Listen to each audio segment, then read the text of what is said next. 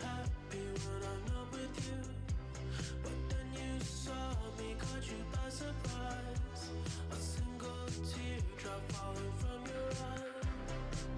I don't know why I run away.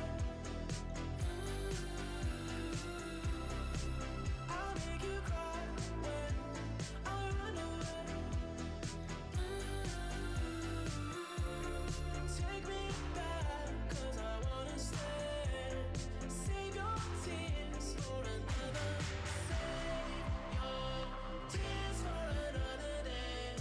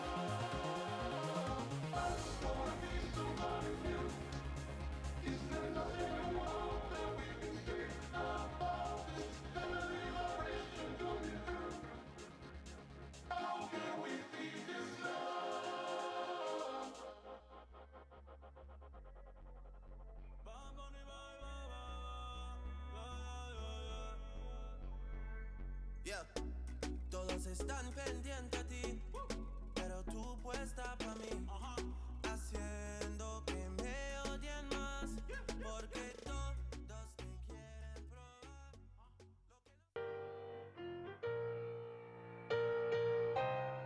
The Senior Letterwinners Dinner. For over 50 years, it's where Harvard Athletics and the Harvard Varsity Club honor its graduating student athletes. Men and women who have done extraordinary things while wearing the crimson. I got a new attitude and a lease on life is a piece of mind. Seeking a find, I can sleep when I die. Want a piece of the pie, got the keys to the ride and shit, I'm straight. Tonight, we celebrate the class of 2025 as they enter into the alumni community of the Harvard Varsity Club, your team for life. Glorious, glorious, got a chance to start again. I was born for this, born for this. It's who I am, how could I forget? I made it through the darkest part of the night, and now I see the sunrise. Now I feel glorious, glorious. I feel glorious, glorious. Welcome to the Senior Letterwinners Dinner. Ladies and gentlemen, please welcome our MC of the night, the Desert Storm veteran and a member of the class of 1988, now a stand-up comedian and radio TV show host, James P. Connolly. Glorious, glorious, got a chance to start. Thank you. Thank you very much, everybody. Welcome to the 2025 Senior Letterwinners Dinner. This is always a great night because seniors, you, in less than 24 hours, will be graduates of Harvard University. And parents, you, in less than 24 hours, will have to figure out a new plan to stop these kids from moving back into your house. Well, it's always a great night, everyone. My name is James Conley. Welcome to the Senior Letterwinners Dinner. This is a wonderful evening. You're going to be celebrated over the next few days, but today we celebrate you as scholar athletes. And it's an amazing accomplishment just listening to some of the things that you've done this year, because sport is such an incredible throughput for all of our lives. Even Kareem Abdul-Jabbar was your class day speaker. An incredible athlete. Yeah, you can give him a round of applause. A great humanitarian. I love sport. And I enjoy watching sport. My son's an athlete too, so I wanted to give my son the ultimate sporting experience, so I took him to a sacred ground of sport. I took him to Boston, Massachusetts. I took my son to Boston, Massachusetts. I took my son to Fenway Park. I took my son to Fenway Park to see the Boston Red Sox play baseball. I took my son to see the Boston Red Sox play baseball against the New York Yankees. I will tell you what, if you're a baseball fan, even if you're not a baseball fan, there is no better way to introduce your child to human hatred than to go to that game. The sports fans are so frenzied and loyal, but that's what I love about sport. If you have a team and you're from somewhere, that's your team, right? You may travel the country, but you get one team, your team. And your team could suck. And a sport fan's going to pay money to watch that team suck just for himself. I wish I had comedy fans that loyal.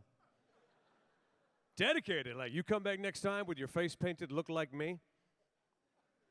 Someone said, who's your comedian? You're going to say James P. Connolly. Someone says, is he funny? You go, well, not this year, but next year.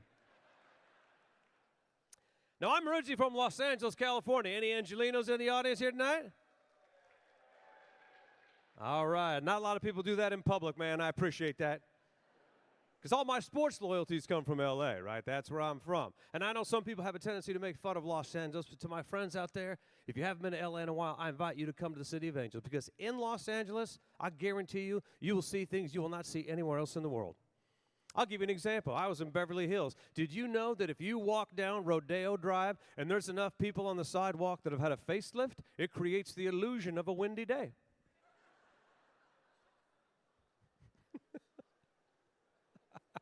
Some of you are laughing, some of you seem hurt by that, but either way, it's beautiful. Beautiful from up here. It's always exciting for me to see you guys on the precipice of graduation and going out. Now, when I was at Harvard, I went straight into the Marine Corps. That was my first job when I got out of Harvard. And, oh, well, okay. Well, you guys are very kind because usually when I tell people that I used to be in the Marine Corps, they tend to stare at me like, look, man, don't take this the wrong way, but you don't look anything like a Marine. Well, of course, I don't look like a Marine because that's exactly what the enemy would be expecting me to look like. I'm not getting older, man. I'm getting tactical. That's what's happening up here. Any Marines in the audience tonight? Any Marines? Semper Fi, there you go, right there. Look at that, right? Semper Fi, buddy. Well, you know the drill because you never actually get out of the Marine Corps, do you? No, you do not, because we have that saying that haunts us our entire life. Once a Marine, always a Marine, which seems a bit much when you get older. The other services don't do that. Do you know what the Navy's motto is? Once a sailor, not anymore. Very normal. But I actually went to college on a Marine Corps scholarship. The Marine Corps was my student loan. So when I hear young people go, oh, my student loans are killing me, my student loan actually tried to kill me. That's sad that one person clapped at that. I don't know how to take that. I can hear you in a hockey arena, man. I can hear you. But the crazy thing is I went to Harvard. The Marine Corps paid for Harvard University, which seems impressive to people in the outside world. But I tell them, look, don't be impressed. Walk with me now as we all follow the trajectory of my life. Harvard, then the Marine Corps, then stand-up comedy. I basically took my parents' hopes and dreams and I chipped away at them one jaw-dropping decision at a time. You guys want a dose of humility? Go to your Harvard reunions if you've become a stand-up comedian. Those are wonderful conversations. It's like, what do you do for a living? Well, I run a non-profit organization, and we supply blood to children in need. What do you do? Oh, me? Well, I run a non-profit career. And I've sold my blood for money, so perhaps we've worked together before. Now, I know tonight is a big night for the student athletes, but I would like now to take a moment to shine a light on some other very important people. How about a round of applause for the parents in the audience tonight? The parents! Yes!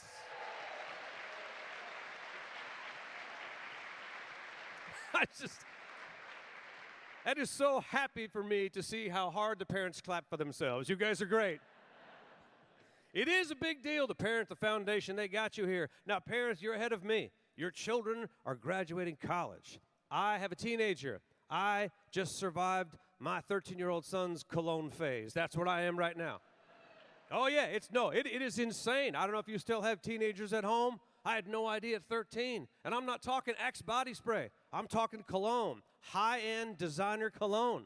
My son knows everything about cologne. He knows the perfect daytime fragrance. He knows the perfect nighttime fragrance. He knows the fragrance that a man should wear by the beach in the afternoon. He knows the fragrance that a man should wear by the fireplace in the holiday time. My son knows the finishing notes of a cologne. My son knows everything there is to know about cologne except how not to wear too much. He's aggressive. He's an aggressive. I have one child. Yet sometimes I wake up in the morning and my house smells like I live with 5 desperate middle-aged men.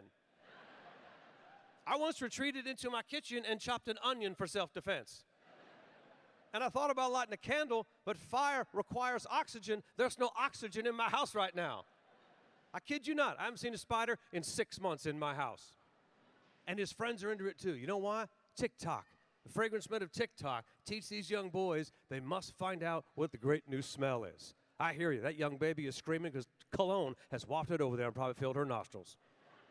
Everybody wants to know. I took these boys to the mall. They all want to smell cologne. I took 4 13-year-old boys to the mall to smell cologne. They went to every single department store. They found every single cologne. They put it all on their bodies at the same time, and then they all got back in my car. I thought I was going to die. If I could package that smell, I would call it suicide in Sephora. And somebody asked me to describe my son recently, and I said, well, he's like 5'10", 150. Somebody said, no, what's he into? I said, oh, well, he's into cologne and money and clothes and gold chains. And I'm hearing myself, and I go, my God, he is like a fur coat away from being a pimp. And he scared me this year. I don't know about you parents. I hate this sentence. I promised I would never do this, but. I said, oh, what? He said, I think that my hair is long enough to grow a mullet.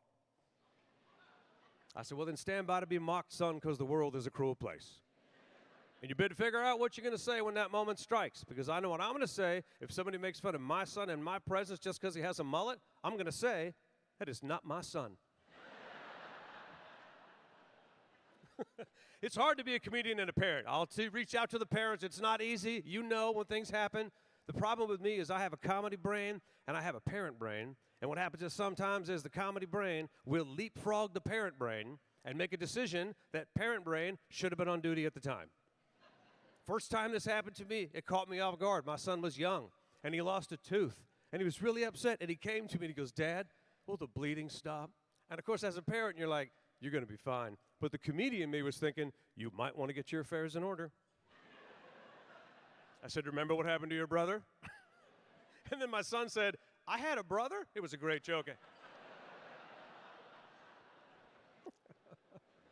Well, I will say this, and I know the parents know, having an athlete as a child is a lot of fun, but I have now gotten to that age where perhaps I am not the greatest workout partner that my son has ever seen.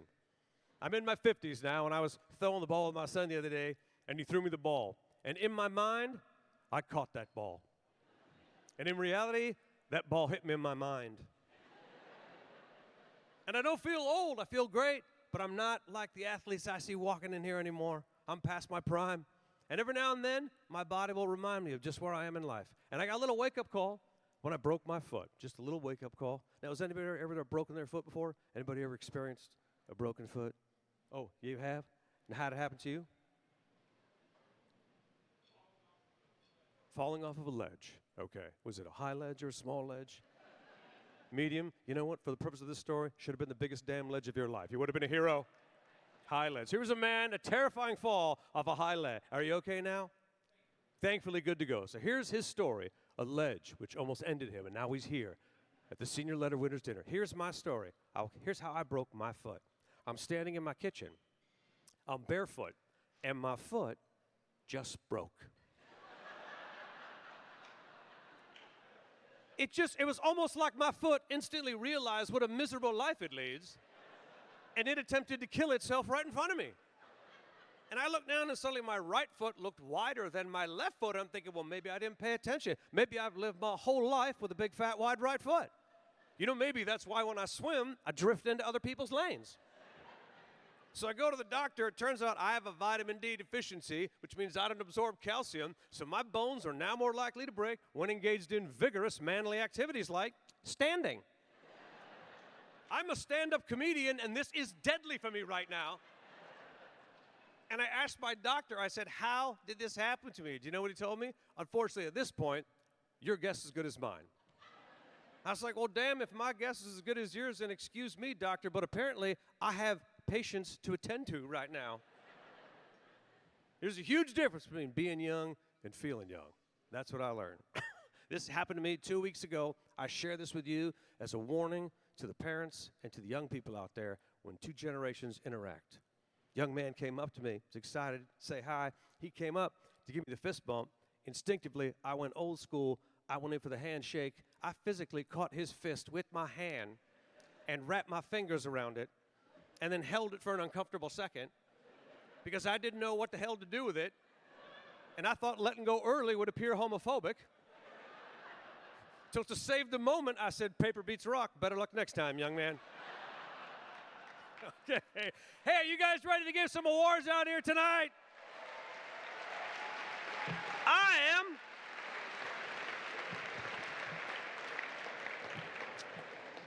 Well, every year for the past few years, and this year I have the honor of emceeing the Senior Letterwinners dinner on behalf of the Harvard Varsity Club, which was founded in 1886 and is, in short, your team for life.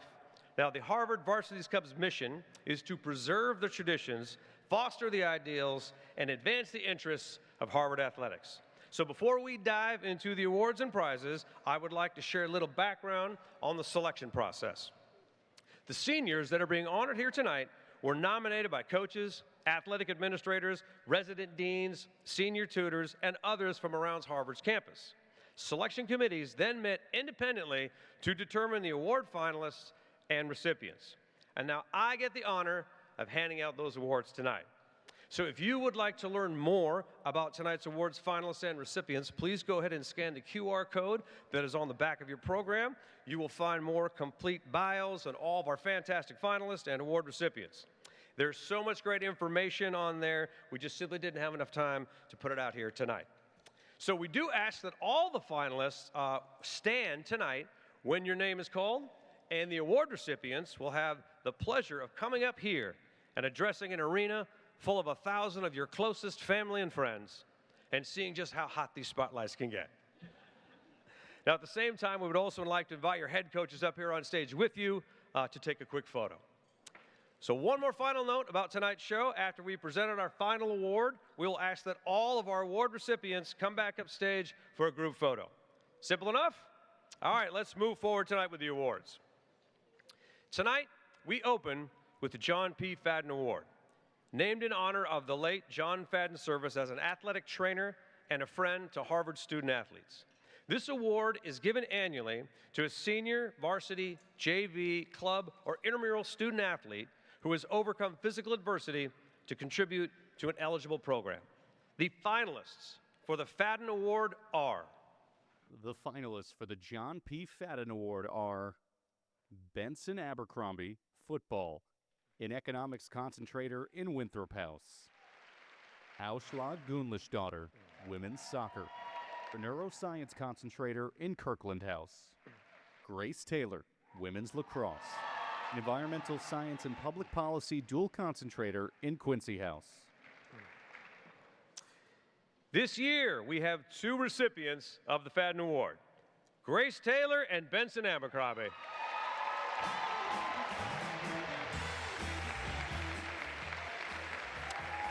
So Grace, if you could make your way to the stage first. Grace was diagnosed with a rare form of thyroid cancer during her sophomore year, and she battled back to return to the lacrosse team later that season. She has started in 53 of 55 games in her career, and her team made the Ivy League tournament in 3 of her 4 seasons.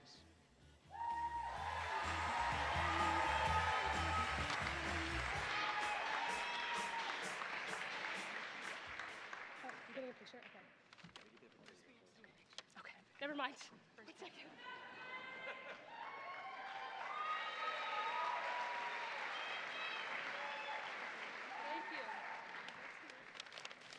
Wow, thank you so much.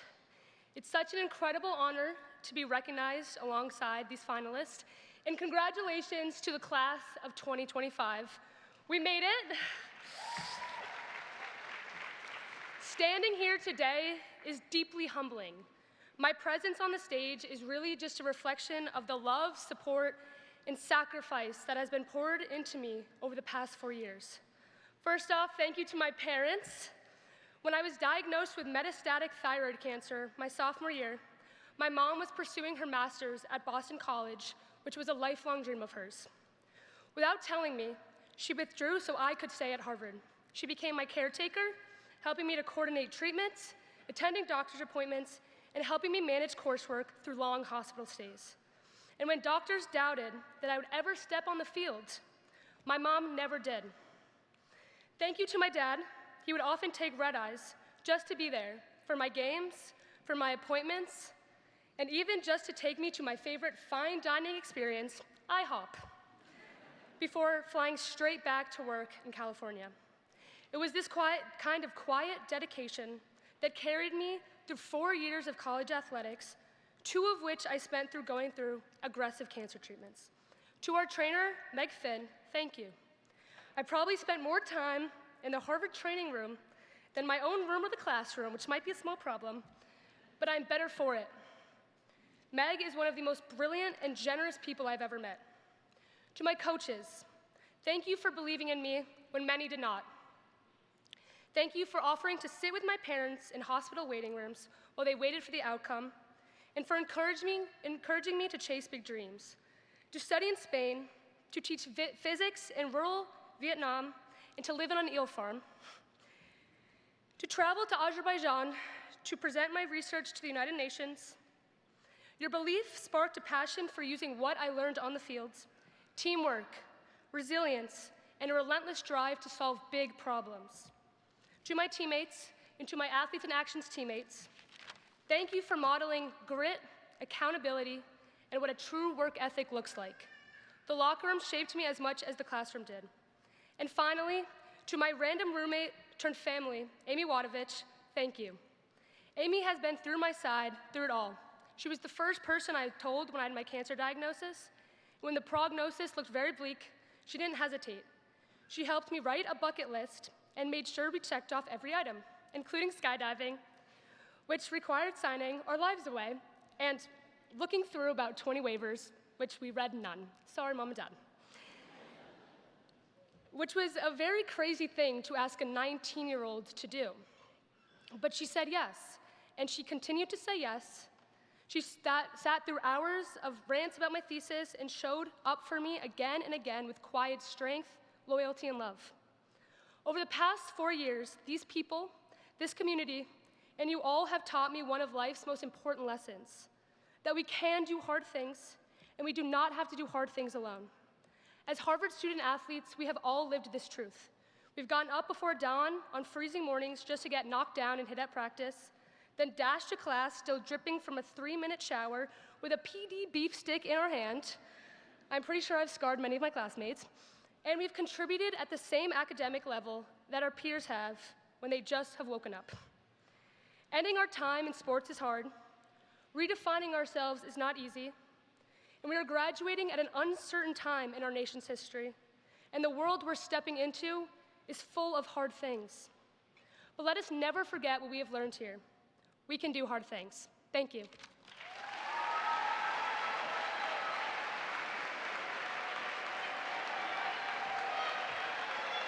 Congratulations, Grace.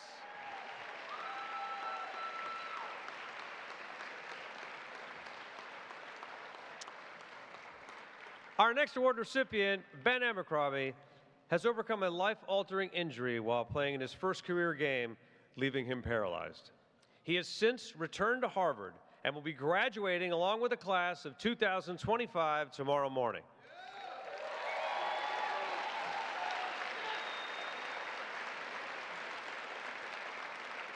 The Badger Award on the football team is given in his honor to the player that exemplifies work ethic, resilience, and a deep love for the game. So let's hear a few words from Ben.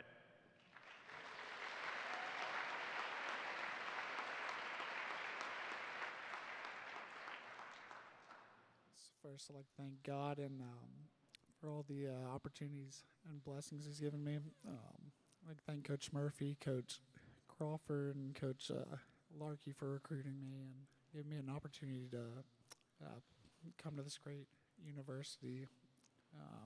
Obviously my football career didn't go as expected.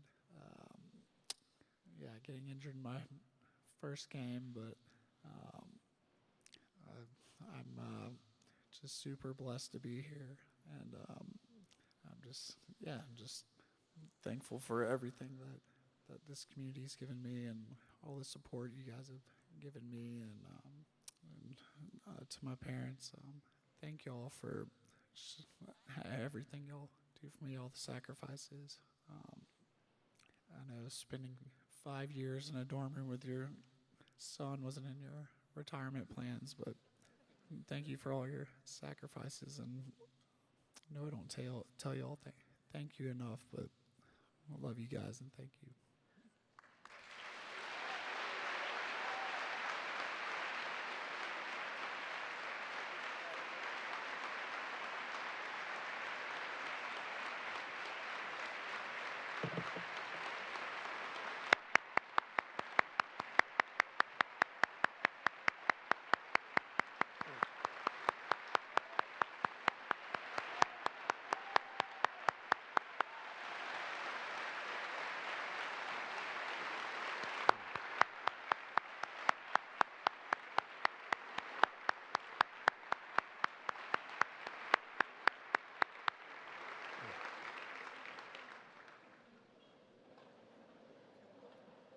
Well, congratulations, Grace, and congratulations, Ben. So now as we transition from an award celebrating students overcoming physical adversity, we now move to an award that celebrates any adversities, or rather weaknesses, that our coaching staffs may have. For those, the sports gods created the manager. Where are my managers by round of applause here tonight? You can't all be managers. That's not what I asked you to do, but thank you. Many of your peers have worked tirelessly right beside you every day but didn't get to suit up or hear their name on the loudspeaker, your team managers. The Carol F. Getchell Manager of the Year Award is named in honor of the late Carol Getchell, who was the longtime business manager of the Department of Athletics. The award recognizes that manager in the senior class who has best displayed integrity, courage, leadership, and ability. The finalists for the Getchell Award are The finalists for the Carol F. Getchell Manager of the Year Award are Drew Hesp, squash, an economics concentrator in Dunster House; Noah Jan Faza, men's ice hockey, a psychology concentrator in Mather House; Rebecca Solomon, men's basketball, a history and literature concentrator in Dunster House; Ethan Wiseman, football, an economics concentrator in Forsheimer House. This year's recipient of the Carol F. Getchell Manager of the Year Award is Noah Janpaza.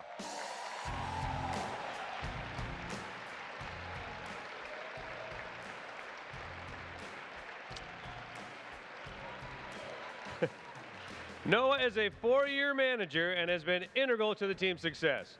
He is a key leader amongst the team, handling travel, lodging, video scouting, and analytics, and he also became the first ever Team Impact Fellow.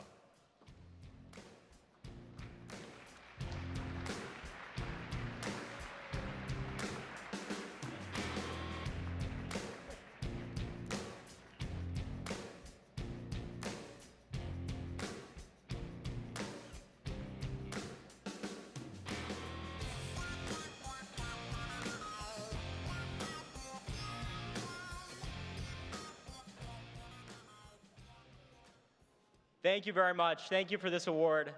It's truly an honor to be able to stand up here tonight and represent the Harvard men's hockey program, a group of guys and a team that have really shaped my Harvard experience. I'd like to begin with a story that my teammates know, but I'm not sure many other people do. I actually grew up right over there in the corner of the Bright Landry Hockey Center with my face pressed against the glass on Friday and Saturday nights, really from the time I could walk. You see, my dad played here, and every weekend growing up, he'd bring me and my older brother into Cambridge, and we'd sit in that corner right over there, and we'd root on Harvard hockey. And that was our routine, and I loved every minute of it. And so growing up in this very building, for as long as I can remember, I had always wanted to be a part of this team.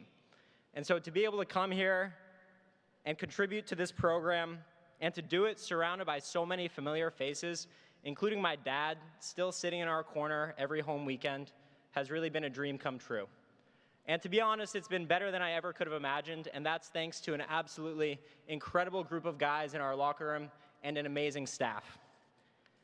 There are so many people for me to thank who have made my Harvard experience so special. Our staff, for starters, is a dedicated and a hilarious group that I feel so honored to have been a part of for these past 4 years. So to Robo, to Odie and Rich, Dre and Clink, our assistant coaches, Coach Marcoux and Coach Gilroy, and our head coach, Coach Donato, I cannot thank you guys enough for giving me the opportunity to contribute to this program and for the support that you've given me over these past 4 years. And of course, to Zach Longo. Zach, it's been an unbelievable ride. In hockey, the lineup is always shifting. Who you're playing with from night to night can vary, and it changes all the time. But Zach, we've been together for the past 4 years. We've been at each other's side, and you have been the most dependable line mate and the most dependable friend that I could ever have. So thank you very much for everything you've done for me and everything you've done for our whole program. And most importantly, I want to thank my teammates, especially our incredible senior class. This group of guys sitting over there is the most caring, the most supportive, and the most high-quality group of guys that I know. I feel so fortunate to be a part of this group, so thankful that these guys took me in and they gave me a home within Harvard hockey and a home within our class. And so I'll conclude with a story, my favorite memory from our past 4 years together. This past Thanksgiving, as a team, we had the opportunity to go to Ireland and Northern Ireland to play in a tournament out there. And on Monday, we were there the whole week, and so on Monday, we spent the day exploring Dublin as a team, but we didn't have any team activities planned that night. So as a class, as a senior class, we found this place called Bad Bob's, and we're like, okay, we're just gonna go here for dinner.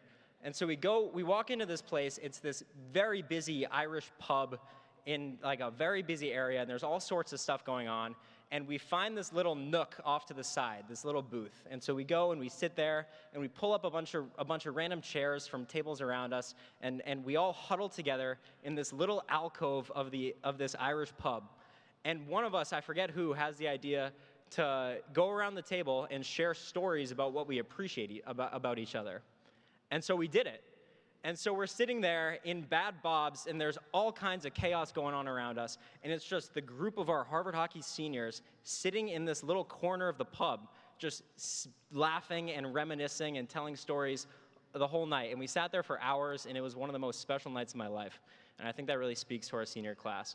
And so from the very bottom of my heart, thank you to our senior class, thank you to my teammates, and thank you, Harvard Hockey, for giving me the best experience imaginable. Thank you.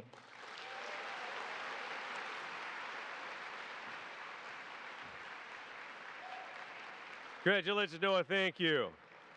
I will say this, though. When you started a story about a bunch of seniors in college at hockey at a corner of a pub called Bad Bubs in Ireland, I wasn't expecting statements of gratitude. I'm not going to lie to you, Noah. You're a fine young man. Congratulations.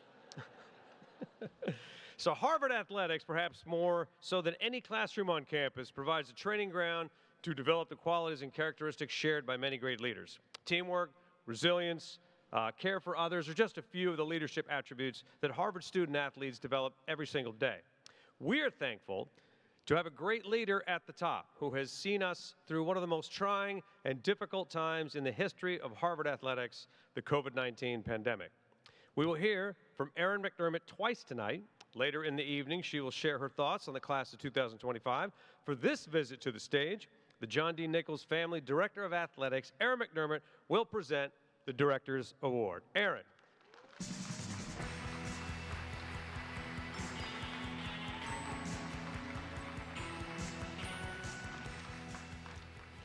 A little Bruce, I like that.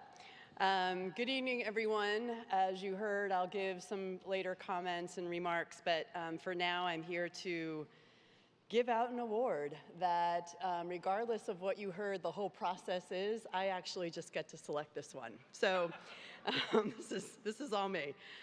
This award is not presented each year. It is reserved for individuals who, as they demonstrate a pursuit of excellence, display exceptional leadership, personal character, integrity, and a commitment to our mission and values.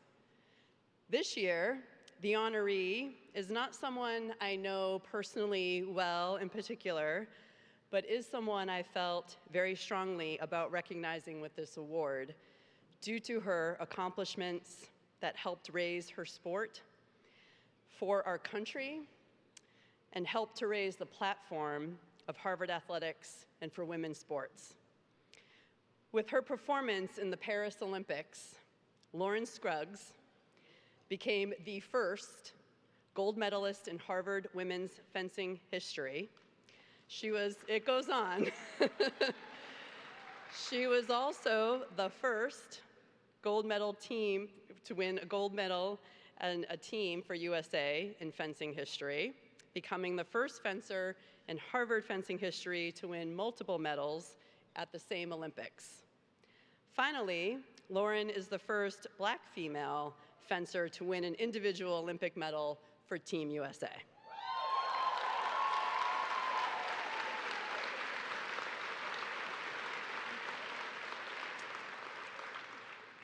And kind of my personal favorite moment of those Olympics, to top it all off, was that Lauren inspired Public Enemy's Flavor Flav to take a break from supporting the USA women's water polo team in the pool to come out and suit up and take a fencing lesson with her.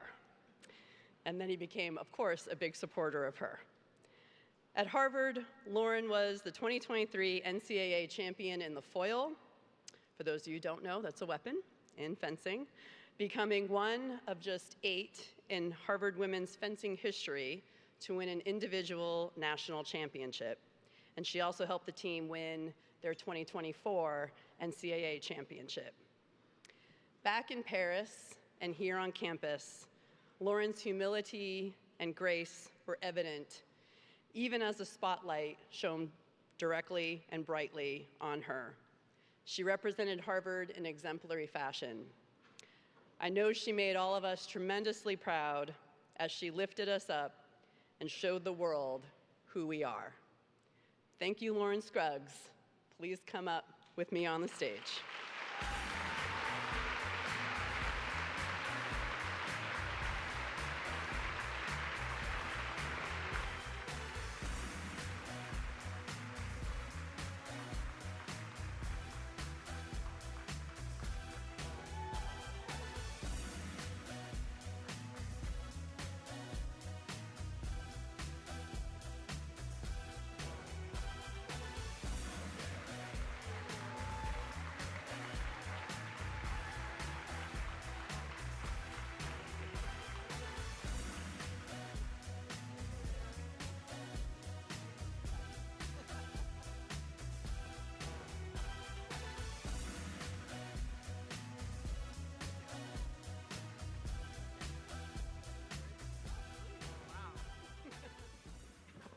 Thank you.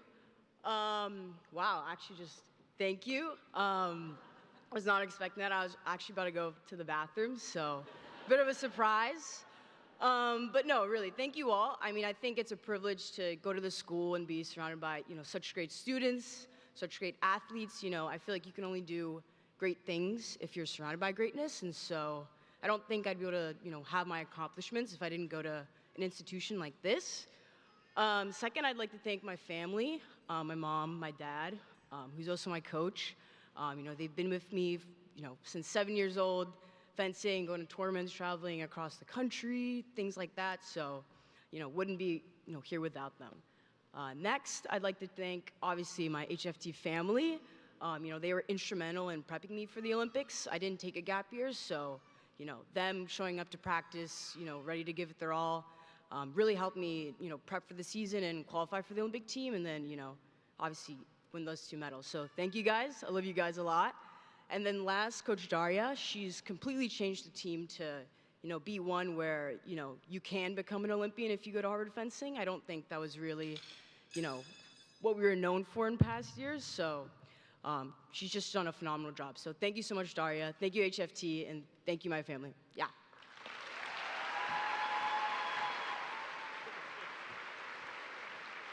All right, congratulations. And thank you, Aaron. Now, there are a few people sitting at Aaron's table who are deserving of some special recognition. Longtime supporters and board members of the Varsity Club, Judy and Bob Anderson, class of 61, Nicole, class of 93, Phil Howie, class of 84, Bobby Joyce, class of 87, and Shar Joslin, class of 90. How about a round of applause for all of them at the Aaron's table? They have all fulfilled many important roles over the years. After all, someone does have to supervise and chaperone the executive director, Bob Glatt. So those are the adults at the table. Now, our next award is presented in honor of the 41 years of service the late Fran Tolan dedicated to Harvard athletics. Today, the Francis J. Tolan Community Service Award is presented to the senior student athlete who has made the most outstanding contribution to Harvard and its neighboring communities. Our finalists are... The finalists for the Francis J. Tolan Community Service Award are Corinne Fury, women's volleyball, a social studies concentrator in Mather House.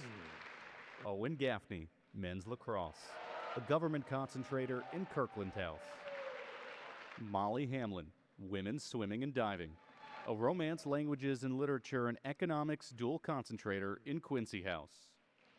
Carly Lehman, women's rugby, a government and history and literature dual concentrator in Kirkland House.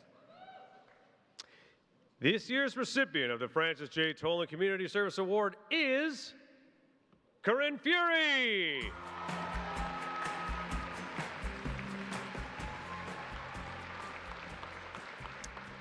Corinne is the student leader of the Dean of Students Mattering Working Group and planned a letter retreat during winter session. She also coaches and mentors a local 12-year-old girl. Corinne was the sole Harvard representative to the U.S. Military Academy McDonald Conference for Leaders of Character Fellowship.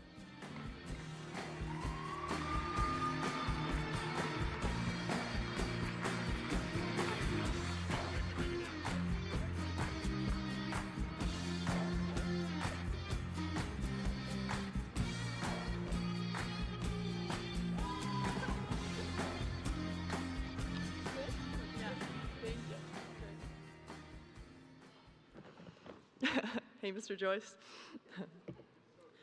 Well, this is an absolute honor. Thank you. Thank you. So I'd run through a wall for this school in the women's volleyball program. Believe me, I tried it once during a match against Brown. Didn't end well. Season ended right there. But I'd do it all again.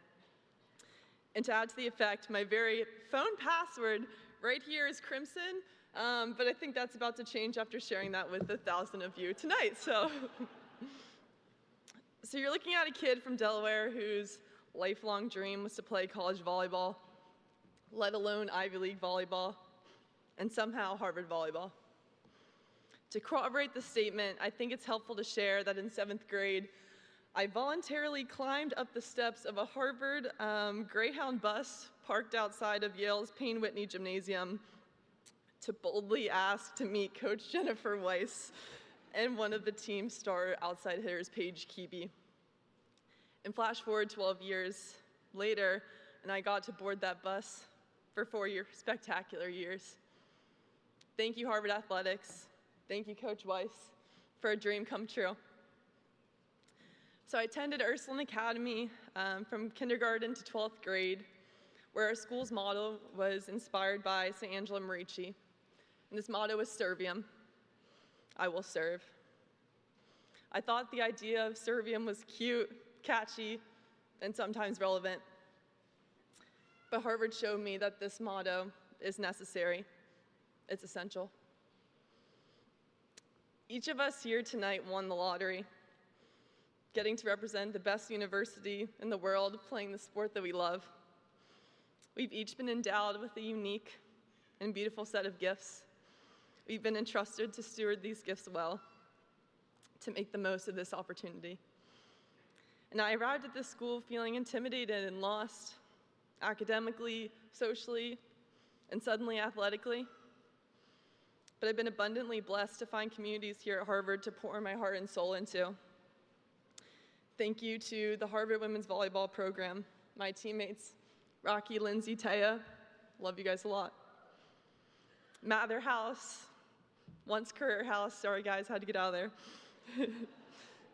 The Dean of Students office, the dining halls, the Harvard community, and most importantly, the Harvard Catholic Center, for not only making me feel at home, but building me a home here.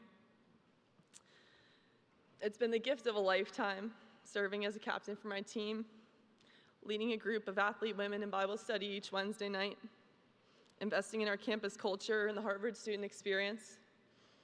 And maybe most of all, it's been the biggest gift to work. Sorry. Maybe most of all, it's been the biggest gift to work with and watch a local 12-year-old girl fall in love with the sport of volleyball more and more each week. Who knows, Coach Weiss, maybe she too will climb those Greyhound bus steps this coming fall, just like 12-year-old Corinne. So in closing, at the end of the day, our lives are not our own. And as we graduate and close this chapter, I urge us all to think, how will we serve, how will we love, and how will we respond to this incredible gift it was to wear a Harvard jersey? Thank you.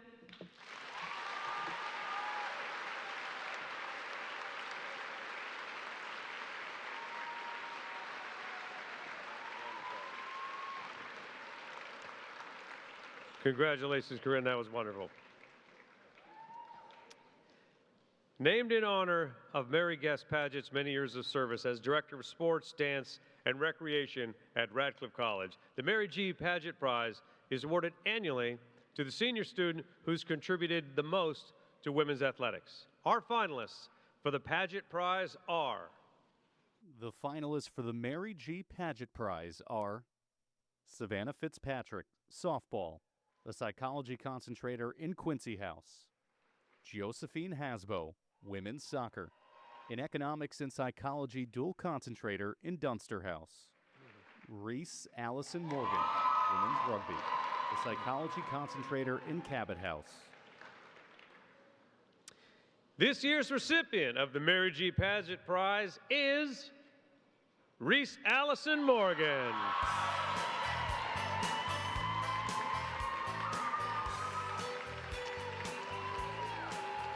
Reese is a three-time national champion, four-time Ivy League champion, and this year's team captain. She has a strong commitment to growing women's sports and organized a youth rugby clinic for National Girls and Women in Sports Day.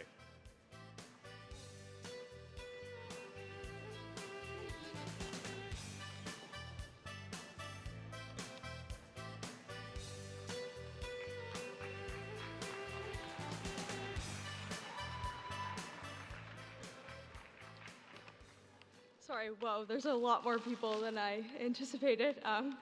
Well, first of all, this is such an incredible honor. Such a privilege to be a female student athlete at Harvard Athletics. I think that's something I'm going to look back on for a long time and celebrate. I definitely want to thank my parents. Ooh, sorry. The most supportive people ever. If you know them, I don't think they've missed a game all 4 years. It's pretty awesome.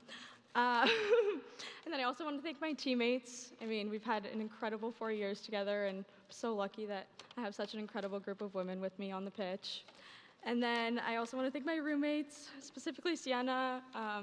She plays field hockey. She's so amazing. But it's really, really lovely that I have such a strong and brilliant person in my life. And then I kind of want to take an extra big thank you to Adam Whitfield and Andrew Zingoni. A year ago we met, and I had told them I had, I probably should get a job after graduating, and they kind of saw me, supported me, and believed in me, and I would not be where I am today without them, so thank you. And then I also want to thank Tyler, Jack, Shay, Mark, Nathan, Brian, anyone else in Harvard Athletics that I kept bothering in the office. You guys are the best. Thank you for making me feel so welcomed. And yeah, thank you. This is a really big honor.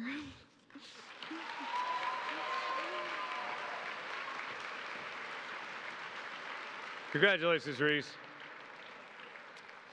Speaking of making contributions to women's athletics, I now have the honor of welcoming to the stage a former two-time Harvard women's hockey captain who dedicates a considerable amount of time and her energy to the Friends of Harvard Hockey, Harvard, and the Varsity Club. Currently serving in her second term as president, please welcome to the stage a classmate of mine from the great class of 1988 and quite possibly the shiniest person here in the building, Johanna Boynton. No matter the sport or the era, no matter the gender or the race, special teams all share one thing in common: a bond, a feeling of camaraderie, of brotherhood or sisterhood that lasts more than a season or even an entire college career. It lasts a lifetime. Since 1886, the Harvard Varsity Club has been a special team. Through events and programs, the Varsity Club celebrates, supports, and connects Harvard athletes and their families, past and present, while preserving the traditions and fostering the ideals of Harvard athletics. Harvard Varsity Club, your team for life.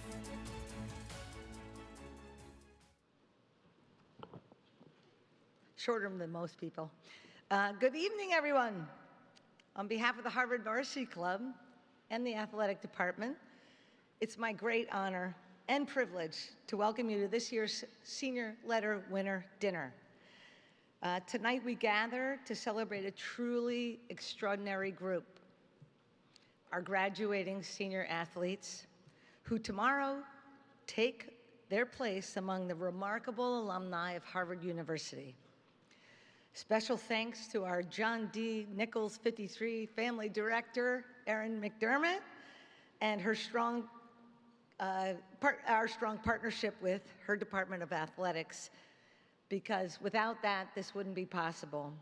And of course, what we must do right now is thank the Varsity Club's staff that pulled this all together. And that's Meredith and Casey and Trevor and our Broadbent Family Executive Director, who is also a fellow member of the great class of '88 with us, Bob Glatz. They've put this together, and can we give them a round of applause? It's awesome, right?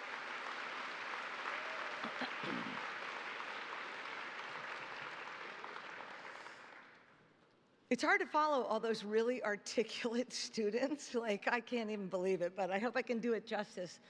But to all of you out there, senior athletes, you are the pride of this institution. You have excelled in your sport.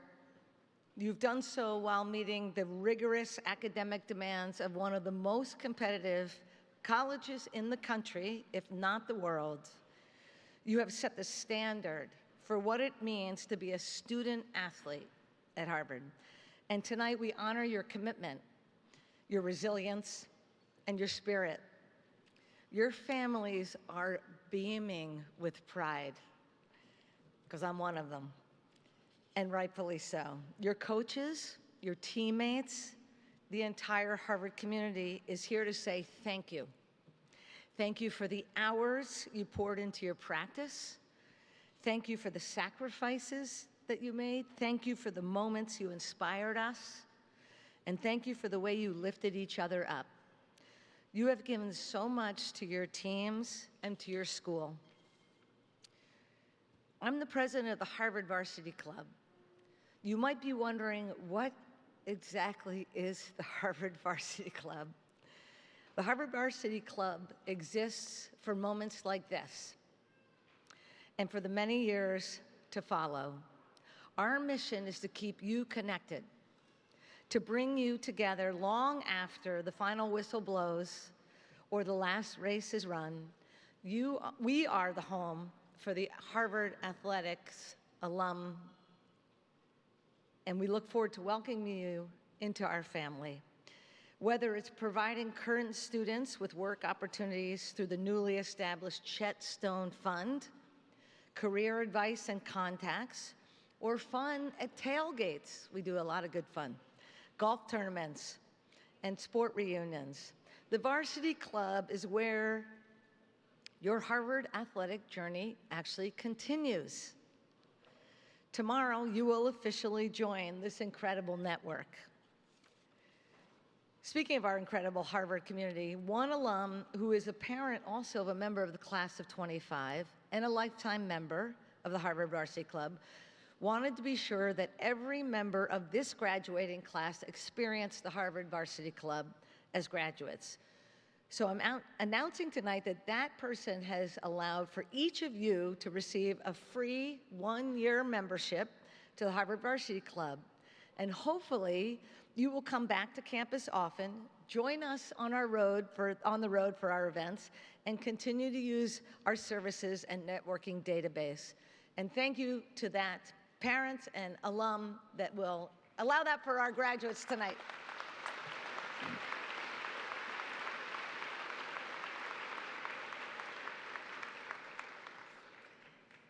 As you all have witnessed tonight, Ben Abercrombie's experience embodies the very best of what it is to be part of this community. One of the most impressive student athletes to graduate tomorrow. Ben Abercrombie represents the best of grit, courage, and resilience.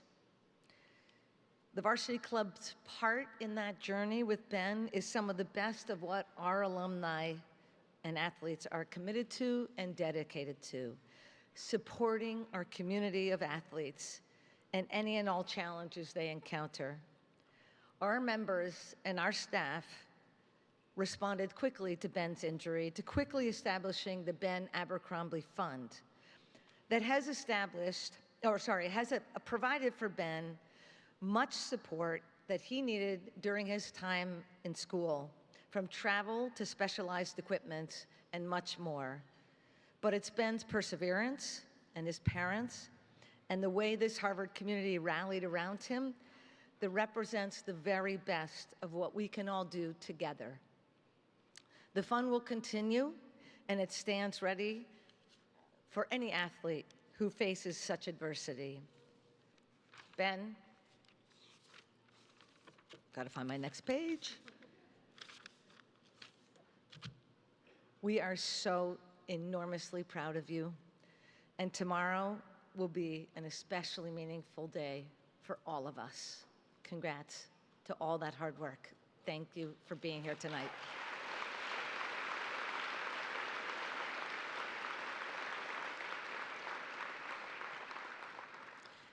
Now, if you'll indulge me one moment, I just want to break with tradition a little. I'm going to put on my hockey jersey.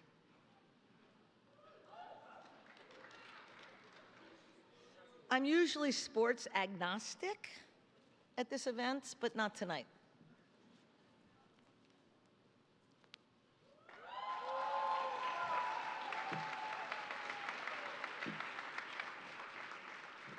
Because my daughter Daisy is graduating tomorrow.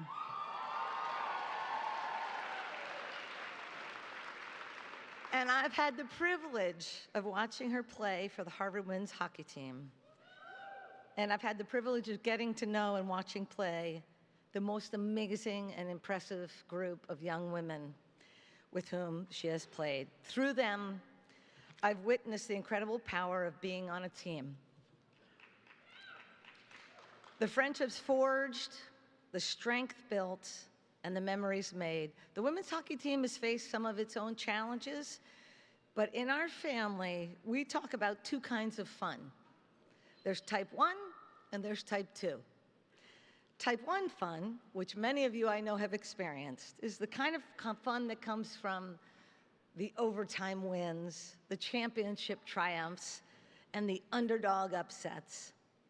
And type 2 fun is the kind that comes from maybe a broken down bus, cold showers, being stranded overnight in an airport, or a string of losses that prove just disheartening.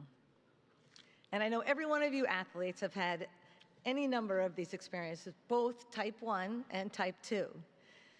But I want to tell you, it's the tough losses, it's the long road trips, and it's the moments like that that test your resolve. Those are the stories that you will tell years and years to come, the ones that make you laugh until you cry. That's type 2 fun, and it's the glue that binds a team for life. So to all our senior athletes, you are an impressive group, both as individuals and as a class. You have left your indelible mark on this Harvard community, and you have made us all so, so proud. Tonight is your night. Savor it, celebrate it, and know that you will always have a home at the Harvard Varsity Club. As our motto goes, we are your team for life. Congrats, thank you, and good luck to everybody tomorrow.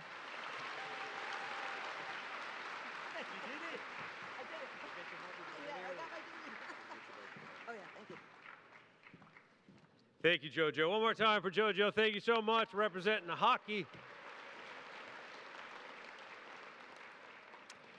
Countless Harvard athletics alumni, family members, and friends have chosen a medical-focused career path and who work tirelessly each day to care for the sick, injured, and more, and yet still have failed to come up with a cure for middle-aged male vitamin D deficiency. To those of you among us tonight who have dedicated your lives in service to others as members of the medical community, we thank you. Thank you so much for your service.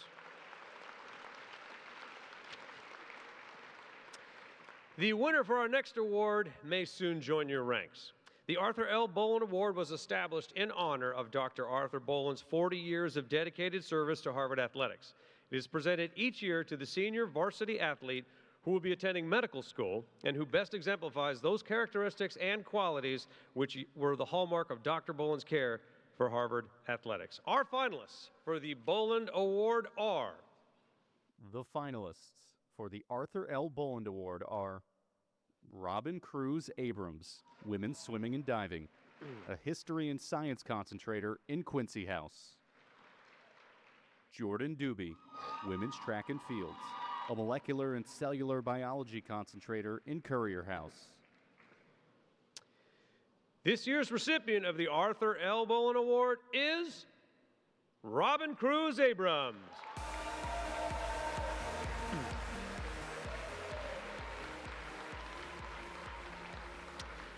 Robin is a dedicated swimmer, Crimson EMS member, lifeguard, and swim coach. Robin is specifically interested in improving access to health care for rural populations and will be continuing on to Kansas City University College of Osteopathic Medicine in the fall.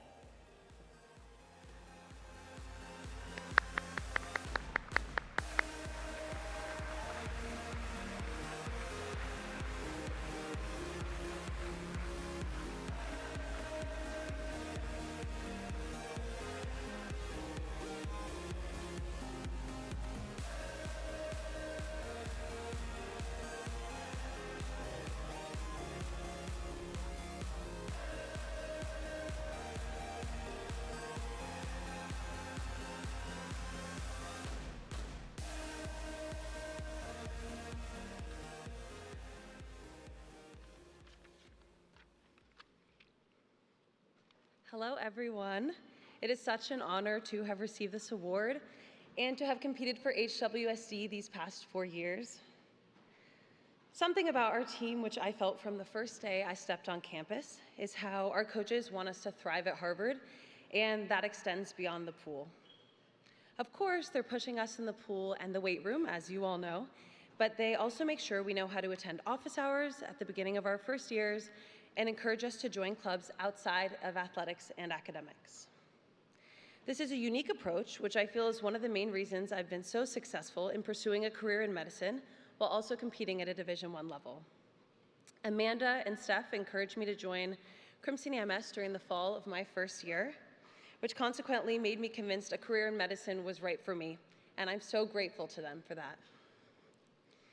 Because Crimson EMS is our student-run EMS organization on campus, as many of you know, we serve a wide variety of events, ranging from graduation to house formals to IM and club sports. My favorite events have always been serving the sports games, and I've spent a lot of late evenings out on the soccer field wrapping ankles, giving out ice packs and Band-Aids, and cheering for Quincy when they get to play. The reason I love staffing these games so much is that I'm able to make others feel safe playing their sport, whether that is actually helping them when they get injured or just being able to provide a feeling of safety during competition. Throughout my 4 years on HWSD, I've felt the same safety in my sport due to my wonderful coaches, Amanda, Jordy, Tony, Steph, Matt, and Tracy, and through the support of my teammates. There's no better feeling than getting into a threshold set, knowing your teammates are in it with you and your coaches are standing there, ready to watch you succeed.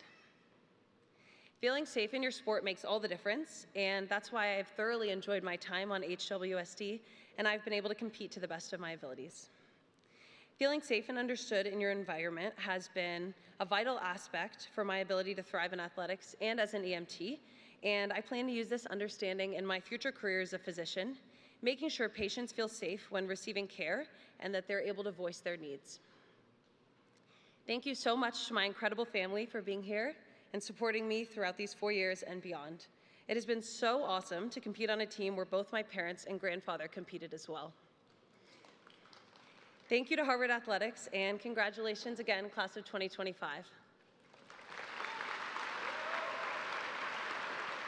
Thank you. Congratulations, Robin. The Francis H. Burr Scholarship is the oldest athletics award presented by Harvard. First given in 1918, it is named in memory of the former football captain, Francis Burr, and is presented each year to 2 seniors from a men's team and a women's team who live up to Burr's many remarkable qualities, including character, leadership, scholarship, and athletic ability. This year's finalists for the Burr Scholarship from a men's team are.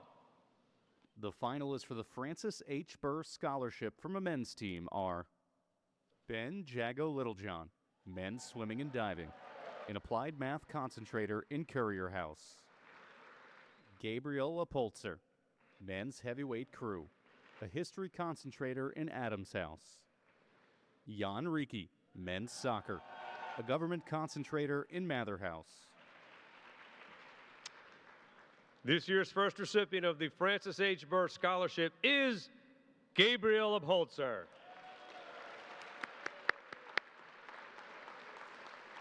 Gabriel is a key member of the first varsity heavyweight 8 occupying the critical 5 seat. He will be continuing both his academic and athletic career at Cambridge University. Gabriel could not attend tonight because he and his teammates are preparing for the IRA National Championship, but we have some words from him to share. Thank you everybody for coming out tonight. I'm super grateful to be the recipient of the Francis H. Burr Scholarship, and it means a huge amount to me. None of the success I've been able to achieve at Harvard would have been possible without the tireless effort of all those around the Harvard Athletics supporting me. I want to especially shout out my coach, Charlie Butt, for working hard every day to make me better. The staff at the training room who've worked super hard to keep me healthy. And the staff at PD, like Coach Eric, who's made me stronger every week and every year I've been here. Finally, I want to thank my family for always supporting me, and my teammates here at Harvard for always pushing me to be a better version of myself. Thank you so much, and I hope you have a great rest of your evening. All right, congratulations, Gabriel. Good luck in the championships. And now the finalists for the Burr Scholarship from a women's team are. The finalists for the Francis H. Burr Scholarship from a women's team are Savannah Fitzpatrick, softball, a psychology concentrator in Quincy House. Carly Lehman, women's rugby, a government and history and literature dual concentrator in Kirkland House. Elizabeth McLeod, women's swimming and diving, a neuroscience concentrator in Lowell House. Congratulations to our second recipient of the Francis H. Burr Scholarship, Carly Lehman.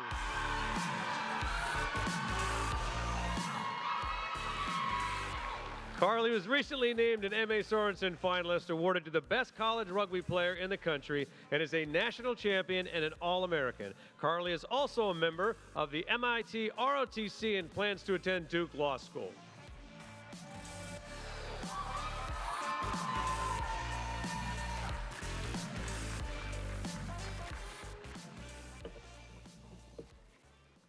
Good evening, everyone. I want to start off by thanking all of my teammates. I began on this team as a walk-on, and you guys have always been the reason I've stayed. I didn't know a lot about rugby, but I knew a lot about love, and that's what you guys showed me. Thank you to the coaching staff for believing in my potential. You didn't have to take a scrawny little kid that didn't know the difference between rugby and football. You always believed in what I could be. I want to thank my parents for always believing in my crazy ideas, from walking on to rugby to running the Boston Marathon with no training, which they didn't know. They've always empowered me to be the best version of myself, even if I couldn't see it. I never walked onto this team with trophies or championships in mind. I knew I just wanted to be a part of something bigger than myself. I want to become a better soldier, I want to become a better student, and I want to become a better leader, and that's what Harvard has made me. I've always believed I'm a custodian of this jersey and a custodian of our team values, and that by giving every day to this team, I'm hopefully stoking the rad love for our future. And I've hoped that my time here, I've given an ounce back to the people that have given me so much. Thank you.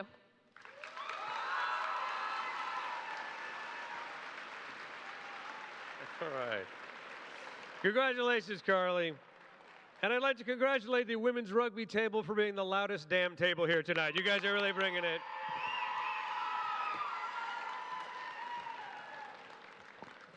Right on cue. Well done, ladies. Well done. Like the Reardon Award, the Harvard Radcliffe Foundation for Women's Athletic Prize, or HERFRA Prize, is awarded annually to the senior competing for a women's team who best exemplifies the qualities of excellent scholarship, character, leadership, and athletic ability. Our finalists for this year's top scholar athlete are. The finalists for the Harvard Radcliffe Foundation for Women's Athletics Prize are Rachel Arbidman, women's tennis, a government concentrator in Adams House. Grace Taylor, women's lacrosse, an environmental science and public policy dual concentrator in Quincy House. Emily Vermeulen, women's fencing, a government concentrator in Forsheimer House. This year's recipient of the Herfwa Prize is Emily Vermeulen.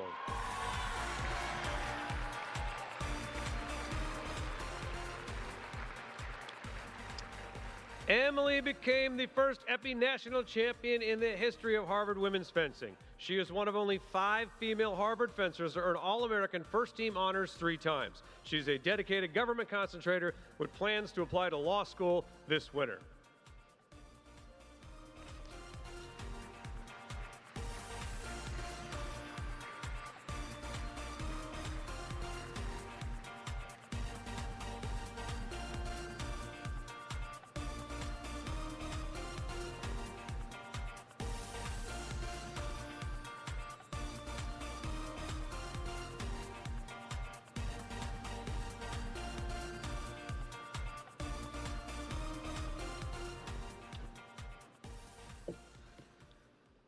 Thank you so much, and congratulations to all the graduating athletes here tonight.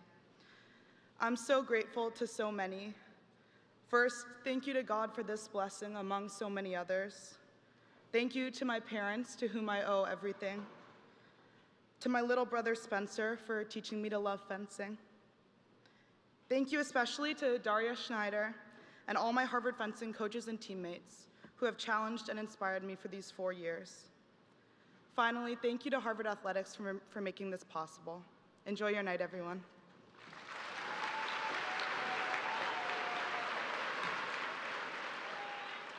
Congratulations, Emily. Now, I did mention earlier we would hear from our Nichols Family Director of Athletics twice this evening. It's now time to bring her back onto the stage to give her a well-deserved break from the 3 Bobs at the table.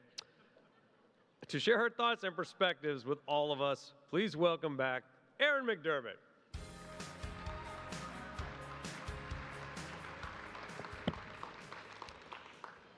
Hello again. I'm going to start with some acknowledgments as others have done, because there are some people certainly in the room that I want to make sure are thanked, and some already have been, but I want to make sure I thank them as well.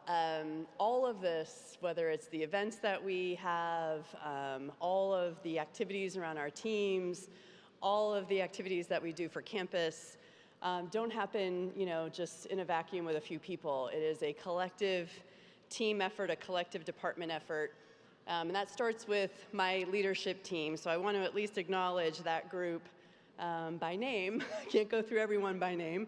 I don't have enough time. But I just want to, those of you, the students, know them too as their sport administrators, and that's Christian Bray, Nathan Fry, Andrea LaPointe, Tim Trovel, Adam Whitfield, and of course, the one who is leaving us soon, Jerry Mahoney, who has been our CFO for 25 years, and she is retiring. So thanks to that group.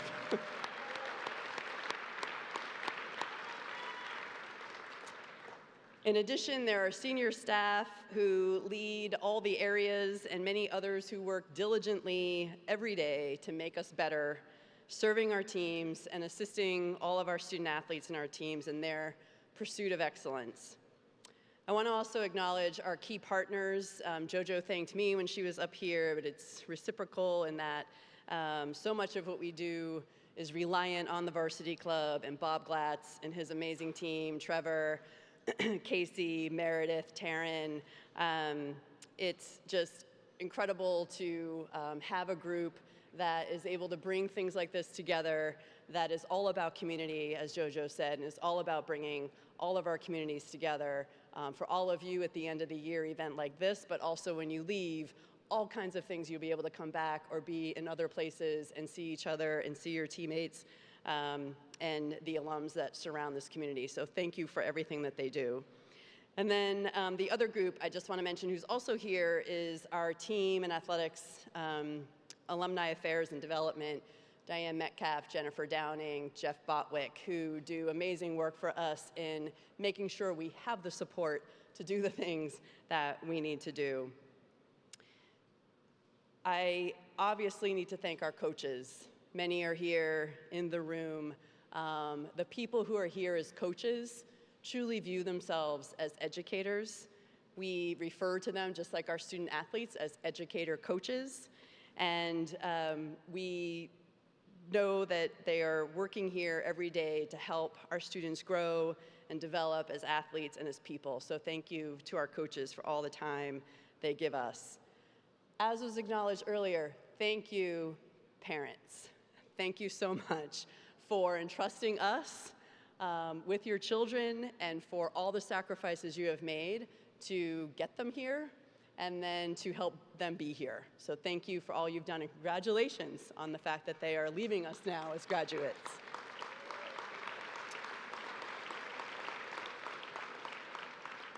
And we do have some alumni and alumni here, so I want to thank them.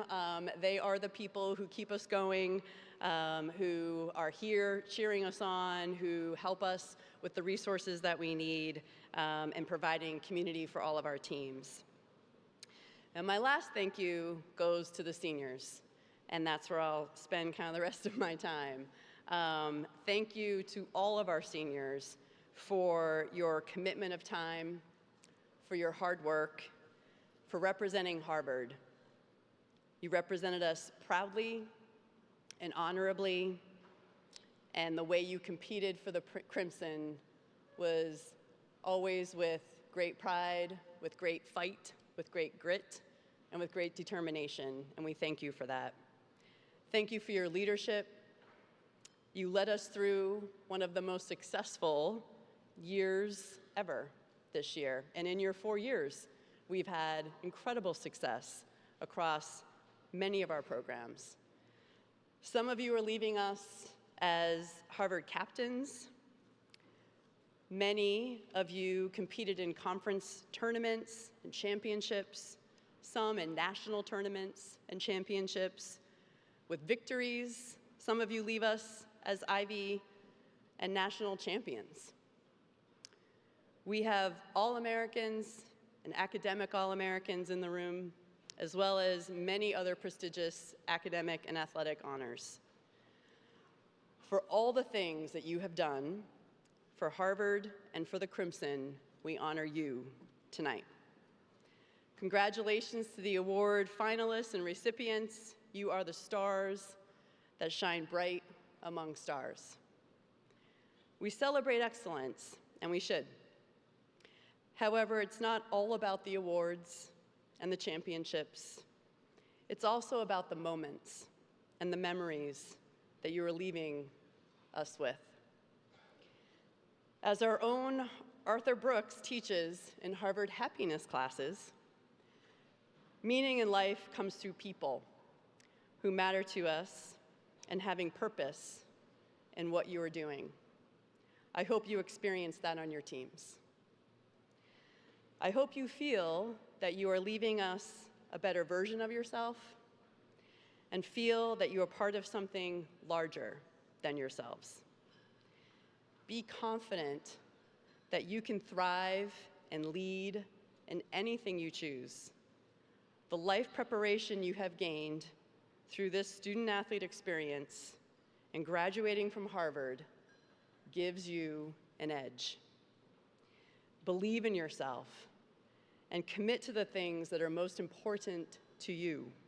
Stay humble, be curious, and remember there is always more to learn and room to grow.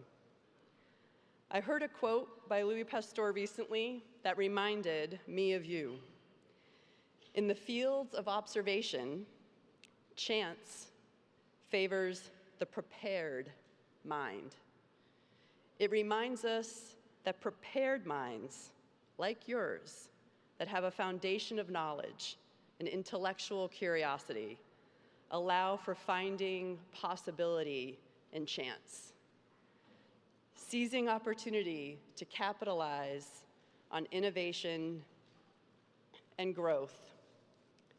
I believe in you, and I believe in your ability to impact the world in whatever way that matters to you.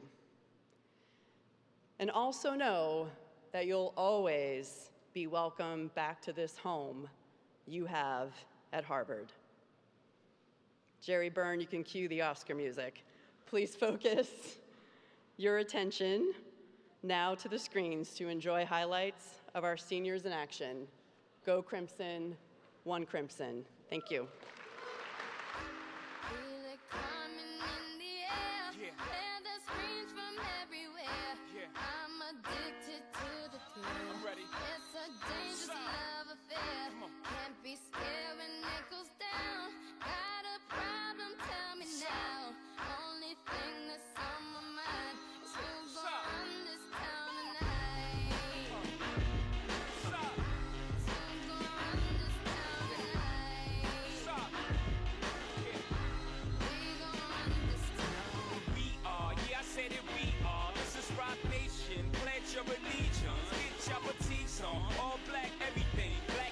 Black cars, all black everything. And our girls are blackbirds, riding with their diligence. I get more in depth if you boys really real enough. This is not familiar, I'll explain later. But for now, let me get back to this paper. I'm a couple bands down and I'm trying to get back. I gave Doug a grip, I lost a flip for 5 stacks. Yeah, I'm talking 5,60, shot zeros. Here, Doug, back to running circles round.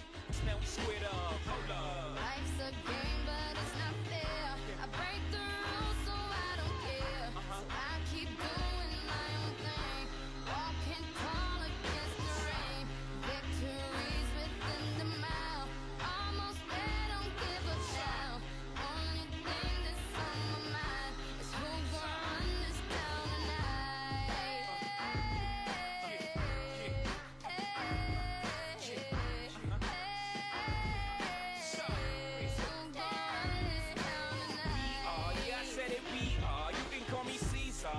Dark Caesar, please follow the leader. So Eric B. we are microphone fiend. It's the return of the God, peace God. It ain't nobody fresher. I'm in Mason, Martin Margiela on the table screaming. The other side they jealous. We got a banquet full of bras. They got a table full of fellas. Yeah. When they ain't spinning no cake, they should know they handing 'cause they ain't got no space. My whole team got dough, so my bank account is looking like millionaires, bro. Life's a game, but it's not fair. I break the rules, so I don't care. So I keep doing my own thing, walking tall against the rain. Victories within the mile, almost there, don't give up now. Only thing that's on my mind is who's gonna run this town tonight.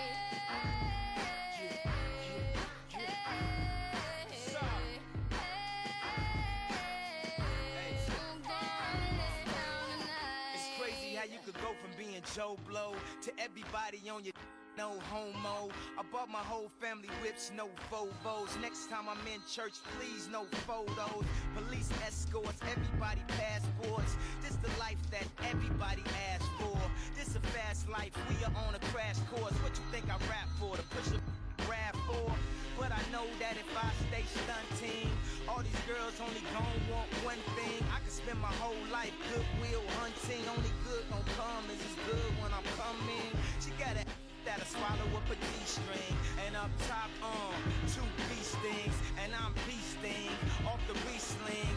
And my just made it out the precinct. We give a about the drama that you do bring. I'm just trying to change the color on your mood ring. Reebok, baby, you need to try some new things. Have you ever had shoes without shoestrings? What's that, yay? Baby, these heels, is that a made what? Baby, these wheels. You tripping when you ain't sipping, have a refill. You feeling like you running, huh? Now you know how we feel.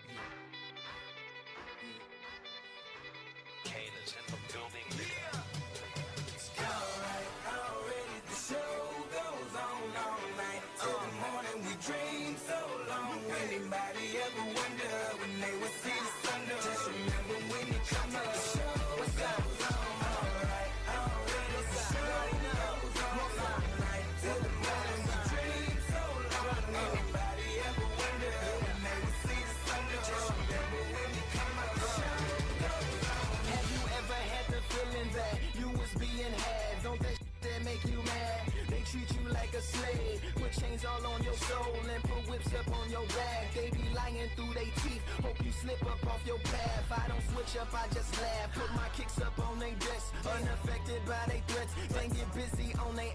See, that's how that shit down made me. That's how my daddy raised me. That glittering may not be gold, don't let nobody play me. If you are my homeboy, you never have to pay me. Go on and put your hands up. When times is hard, you stand up. LUB the man, cause a brand that the fans trust. So even if they ban us, they'll never slow my plans up.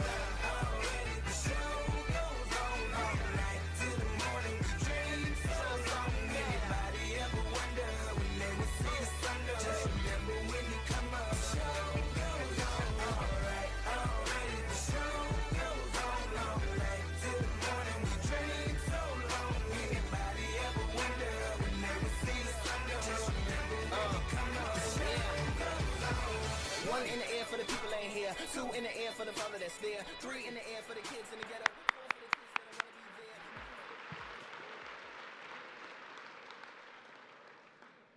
Well done, 2025. Well done. That was a great highlight reel. The John P. Reardon Men's Award is named in honor of former athletic director and Harvard Alumni Association Executive Director Jack Reardon.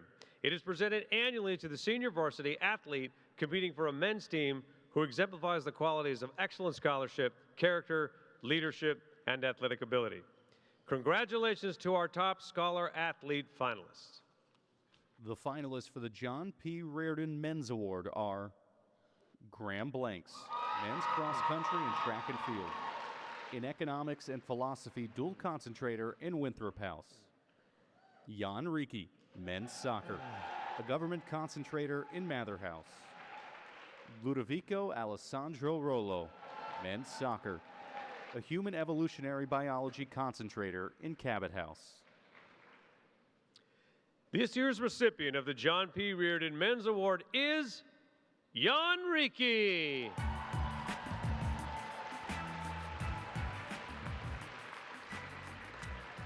Jan has started all 65 games and led the team in minutes played each year, earning all Ivy honors all 4 years. On top of this, Jan has maintained a 3.97 GPA while studying government and computer science.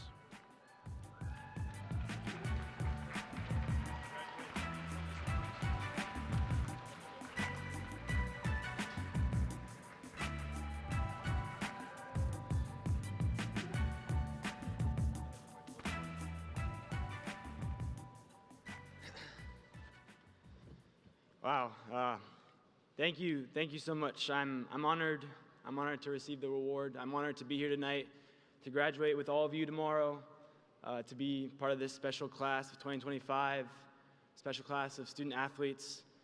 It's been such a busy week. I actually didn't find time to even think about what I would say with the off chance of me being called to the stage tonight until this morning. So I ran it by my girlfriend. I got one line in and she said, I wouldn't say that. So I scrapped it, and we're going a little bit off script. Yeah, what do you say to a room full of people that are just excellent on the field, excellent in the classroom? And I mean, I have no wisdom to impart upon you guys. So maybe instead I'll share a little reflection that I've been thinking about for the last couple weeks, last couple months, thinking about what am I going to take away from this experience, not just here at Harvard, but with soccer, with my sport in general. I think there's a long list of things. You learn discipline, you learn how to win, maybe more importantly, you know how to fail and to lose sometimes, and how to get back up.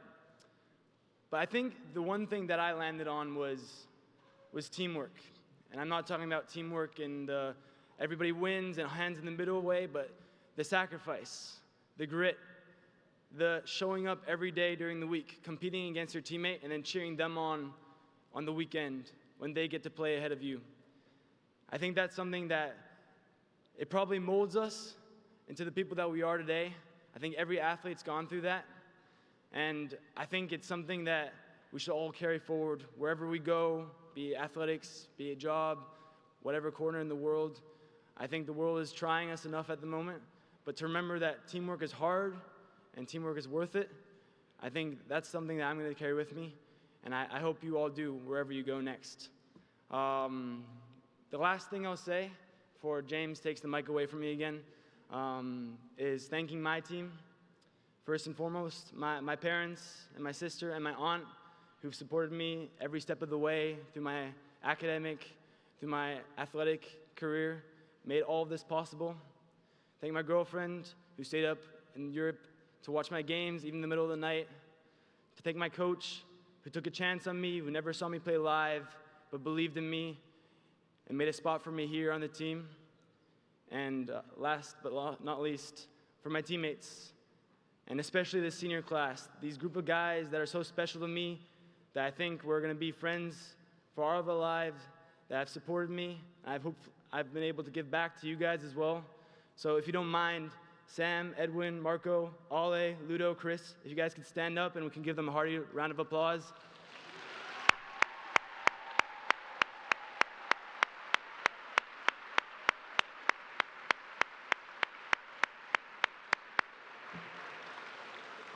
It's a team sport, and I couldn't be here without them. So thank you guys, and thank you all. Enjoy your night, and go Crimson.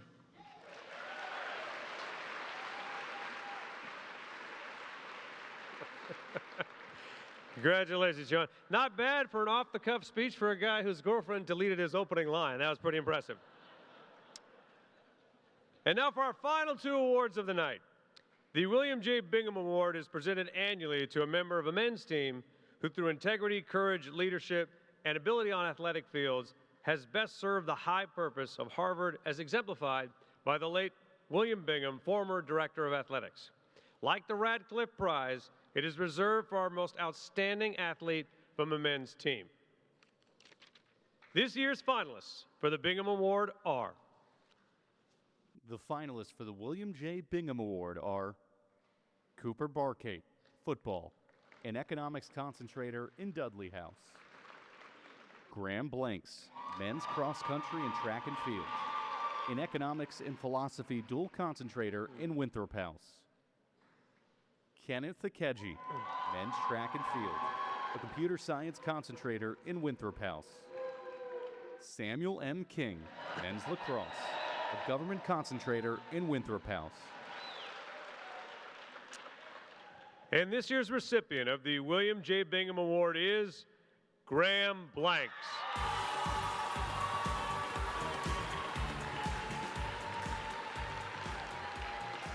Graham is a two-time cross-country national champion, the first in Ivy League history. He competed in the 2024 Olympics, finishing 9th. Graham has since turned professional, competing with New Balance.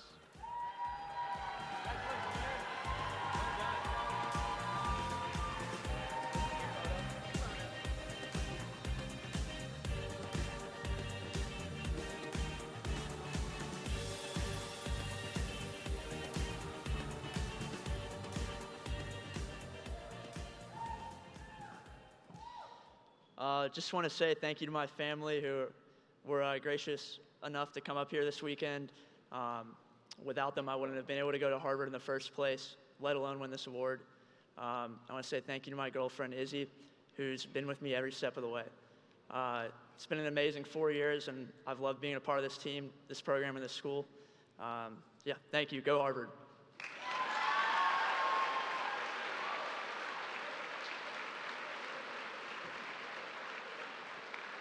Congratulations, Graham. The Radcliffe Prize is given annually to a member of a women's team who, through dedication to sport, qualities of leadership, and outstanding ability on the playing field, best reflects the purposeful achievement of Radcliffe alumni in every field around the world. It is reserved for our most outstanding athlete from a women's team. Congratulations to our finalists for the Radcliffe Prize. The finalists for the Radcliffe Prize are Victoria Basong, women's track and field, a neuroscience concentrator in Dunster House. Jade Rose, women's soccer, a psychology concentrator in Cabot House. Lauren Scruggs, women's fencing, a philosophy concentrator in Courier House. Harmoni Turner, women's basketball, an African and African American studies concentrator in Kirkland House. This year's recipient of the Radcliffe Prize is Harmony Turner.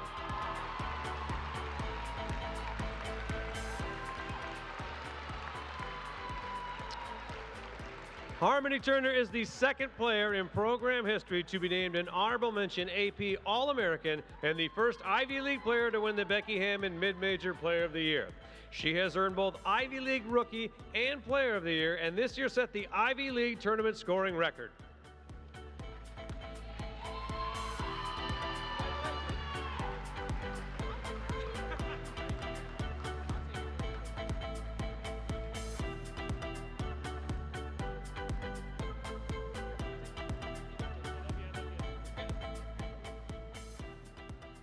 Hey y'all, oh my God, I'm so nervous. There's so many people here. Guys, I really was like crashing out over there. I didn't think I was gonna get this award, but I'm truly honored. So please forgive me if, you know, I stutter or anything, but I first want to give all my gratitude to God. Without him, I wouldn't be here today. I'm super incredibly grateful for him and the talents that he instilled in me. And honestly, like, this is such an incredible honor to just stand here tonight amongst so many talented and inspiring individuals. Being recognized as a finalist, let alone standing up here holding the award. Well, not yet, but I can't wait to get to it. Feels so surreal to me. I want to start by thanking a few people who've been in my corner from day one. And I'm gonna try not to cry. I just did my makeup and put these lashes on, so if they come off. Anyway. To my parents who believed in me when I barely believed in myself. I personally want to thank my mommy. She's sitting over there. Thank you for standing by my side throughout my entire life. Thank you for saying yes to adopting me when I asked you to, and for fulfilling that spot that I needed the most, which was being a mother. To my father, thank you for introducing me to sports and allowing me to persevere through moments where I feel like giving up.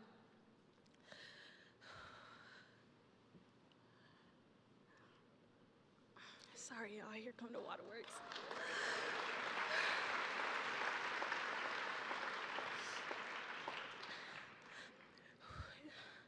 You are the role model that I look up to. Oh my God, I can't see. I'm sorry. You're the role model that I look up to and the superhero that I aspire to be like. To my little brother, Rocky, he's also over there.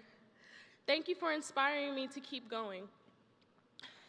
You're a huge part of my why, and I hope that I'm leading in a way that you can follow. To my coaches who pushed me past every limit I thought I had and ran me more than I thought was humanly possible. Coach Moore, I'm looking at you over there. Thank you. Thank you for your unwavering belief and for tolerating me for the few years that we had together. I wouldn't trade this experience with all of you for the world, and I appreciate your support in this obsession that I have with basketball, but also showing me that the other avenues outside of basketball, like taking a break from the gym and going to a movie or to go see Diana after practice. I lost my spot. I'm sorry. I appreciate you all so much, and I love you. To my teammates who became family, thank you for tapping into this passion of mine and this obsession that I have with basketball as well, and allowing me to be myself throughout this process. Thank you for understanding the obsessiveness of mine and not taking things personal when things turn left, especially after that loss against Quinnipiac. Elena, could you please stand up for me?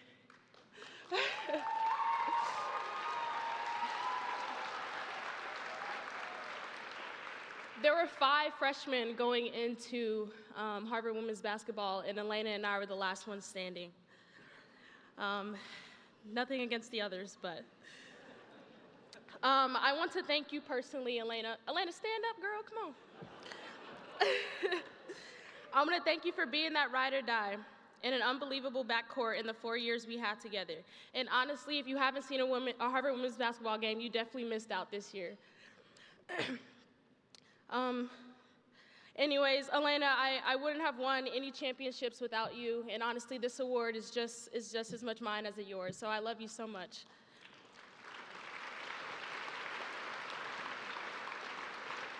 You all taught me that hard days matter just as much as the good ones, and sometimes even more.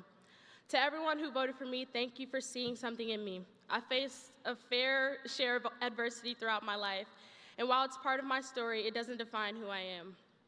And it shouldn't define any of us either. We are so much more than the challenges that we have faced. To my fellow seniors, I know this moment feels like both an end and a beginning. Whether you're chasing the dream of going pro or stepping into a new chapter altogether, never stop fighting for what lights you up.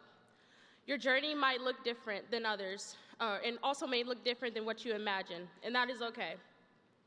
Just don't let the fear of the unknown keep you from becoming who you're meant to be. I'll leave you with this before we part. There are going to be people that think you cannot dream big, that you cannot amount to things you've set your mind to. Not only do I encourage you to do all of those things, but do it again and take a picture.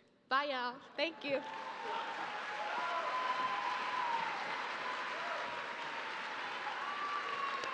Congratulations, Harmony. Well, congratulations to all our graduating student athletes here in the class of 2025. What you have accomplished in your 4 years is truly remarkable and a testament to the character you have developed through the classroom of sport here at Harvard. Award recipients, please remember to join me up on this stage for a group picture when I finish speaking here in about 10 seconds. To the seniors, the class of 2025, you are about to enter the alumni ranks of the Harvard Varsity Club. Wear your crimson with pride wherever you may travel. You are the newest and the best ambassadors for Harvard athletics. And remember that Harvard Varsity Club is your team for life. Thank you all for coming tonight. Get to bed early and enjoy commencement tomorrow. Good night, everybody.